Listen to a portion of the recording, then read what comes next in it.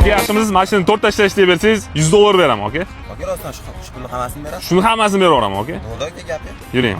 Aka qarang, mashina 4 ta ishlashga bersangiz $100 beraman, 5 ta ishlashga bersangiz 300 ming so'm pul beraman. Bo'ldi aka gap yo'q. 4 ta ishlash ketadimi?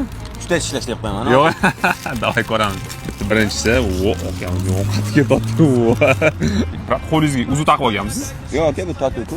Tatuirovkami? Da. Bu nima uchun tam tatuirovka qo'yib olgansiz? Qani ekran ko'rsatib qo'ying buni bitta. Buni ma'nosi avtoritet. Boshqacha ekan-ku. Avtoritet? Da. Avtoritet bo'yicha kuchli ekan, unda. Bo'ladi. Shu gap rostmi? Avtoritetmi bu tatuirovka? Ishonmasa kommentda yozib qoldiringlar. Katta ikkinchisini ko'ramiz. Lavashdan qanaqa ekan, aka? Har bitta lavashimizga xalapeno qo'shib beramiz. Bitta yeb ko'ring, aka, buni yegansiz so'zi bizada. Meni taniysizmi? Obuna bo'lgansiz menga? Yo'q aka, obuna bo'lganman. Ikkita akkauntingizga ham obuna bo'lganman. Gap yo'q, sizlar ham obuna bo'lib qo'ysangizdan chiqmasin. Qayerga ketyapti deysiz? Uyga aka. Shu yo'l bilan ketasizmi? Da.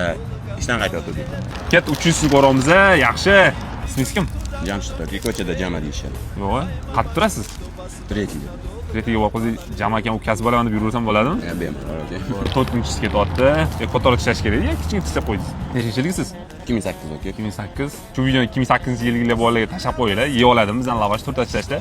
Keyin 5-inchisi oxirisini ko'ramiz. Afsuski akamiz.